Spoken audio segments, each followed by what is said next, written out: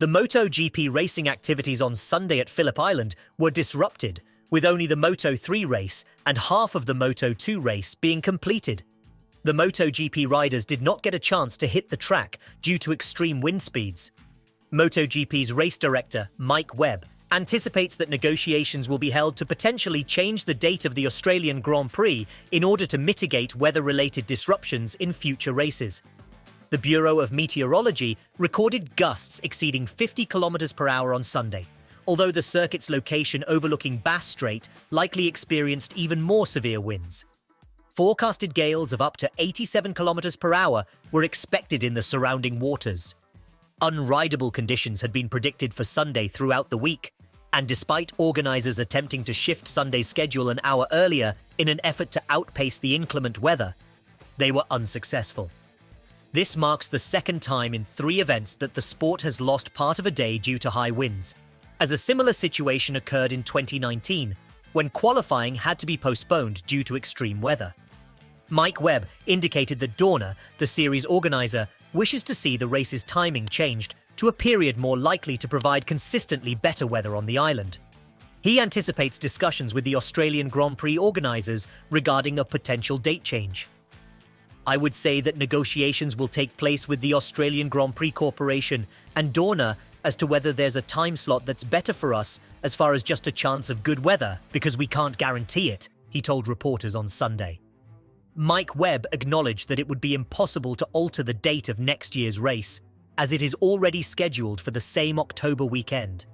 Additionally, Australian race organisers have a contract in place to host the race until 2026, and practically every race at Phillip Island since 1997, with one exception, has taken place in October. The 2006 event was the sole exception, occurring in mid-September, and although rain was forecasted that weekend, it remained dry during the race. There are factors outside of the weather that determine when this race is, and they're commercial and all of those sort of reasons. For example, the schedule for next year is already set. It needs to be finalised by August or September. It's set. We're back at the same time of year, and we hope the weather's okay, Webb said. What other measures, aside from potential date changes, might be considered to ensure smoother race weekends in the future? Let us know your thoughts in the comment section. Travis Auld, the CEO of the Australian Grand Prix Corporation, expressed the organisation's willingness to engage in conversations with Dorna. However, he also noted that organising an outdoor event leaves the organisers with many considerations, and perfect weather conditions cannot be guaranteed. This reflects the complexities involved in managing the timing of the Australian Grand Prix to optimise weather conditions. Francesco Bagnaia, the reigning champion, indicated that riders might advocate for a date change, but he also acknowledged that the broader responsibilities of the local organisers have posed significant obstacles to past requests for scheduling adjustments. This reflects the complexities in coordinating the MotoGP calendar and the various considerations involved in finding a suitable date for the Australian Grand Prix. We are asking for it, but I think it's difficult to do for more reasons. Maybe for the schedule of Formula One, I don't know, he said.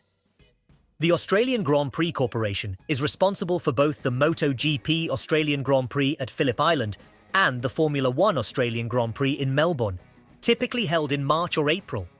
Scheduling both events around the same time of year would place a considerable strain on the staffing and resources of this state-backed statutory body, with shared infrastructure where possible. How does the timing of the Formula One Australian Grand Prix in Melbourne affect the possibility of rescheduling the MotoGP Australian Grand Prix? Let us know your opinion in the comments section. Francesco Bagnaia emphasised the importance of seeking a time slot for the race that increases the likelihood of favourable weather conditions. He suggested that moving the Mandalika race in Indonesia and the Australian Grand Prix to the beginning of the season could be a solution. He pointed out that Phillip Island in the summer would likely offer better conditions with sun and suitable temperatures. He highlighted the difficulties experienced, including low brake temperatures during the warm-up session on the day of the race. It's important to note that locals on Phillip Island have mentioned that the weather can be unpredictable at any time of the year, and even during the summer months, cold temperatures can occur. The circuit's position overlooking Bass Strait exposes it to high winds throughout the year. Francesco Bagnaia recognized that the primary issue was the wind, which poses a challenge that's difficult to resolve. The unpredictable and potentially extreme wind conditions at the circuit make it a complex issue regardless of the time of year. With MotoGP arriving at 330 km per hour and also in the wet, it can be very dangerous. For me, the decision is the correct. It's bad for all the fans here because they were still there, and for us because we want to race every time. But in this case, I think the race direction has done a good job for the weekend, he said. Thanks for joining us on this thrilling ride today.